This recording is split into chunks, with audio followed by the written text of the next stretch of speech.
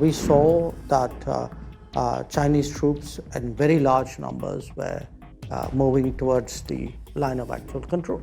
We cautioned the Chinese that such a situation could create problems, and sure enough, in middle of June in 2020, it did. We were understandably worried that the troops are now much too close. At various points of time, the Chinese have given us different explanations. None of them are really tenable.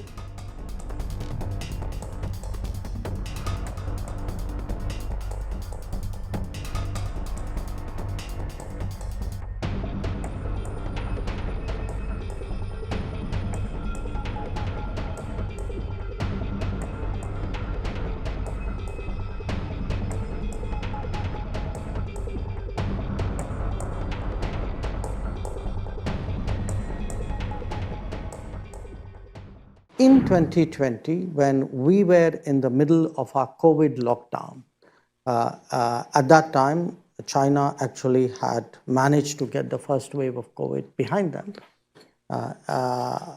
We saw that Chinese troops in very large numbers were moving towards the line of actual control.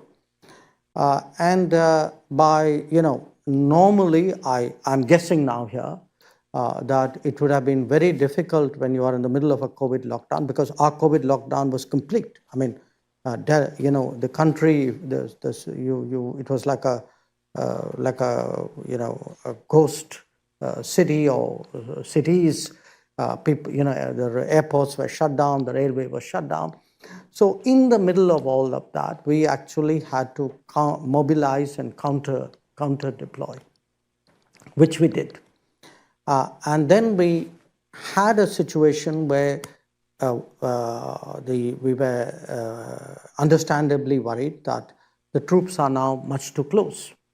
We cautioned the Chinese that such a situation could create problems, and sure enough, in the middle of June in 2020, it did. So we had a clash in which 20 of our soldiers died. They claimed that 4 of their soldiers died. So that's one of those things we will never know.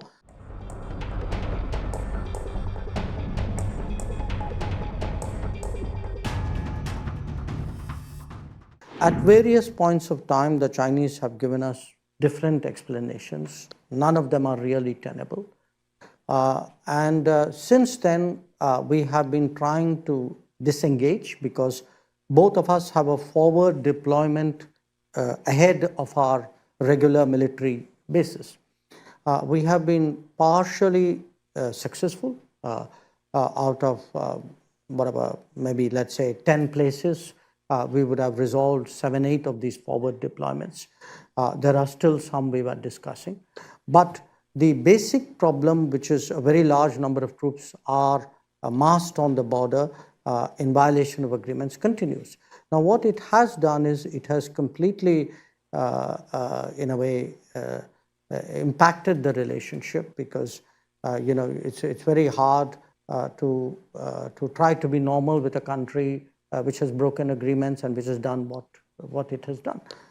So if you look at the last 3 years, it's a very abnormal state. The contacts have been disrupted. Visits are not taking place. We have, of course, this high level of military tension. It has also impacted the perception of China in India. This perception was not positive in the 1960s and 70s because of the war we had in 62. But we had started to put that behind us when this has happened. So I think there's both an immediate issue as well as a medium-term issue, possibly longer than medium-term issue out there. And if you have really the 2 biggest countries of Asia, of the world, with that degree of tension between them, it has consequences for everybody else.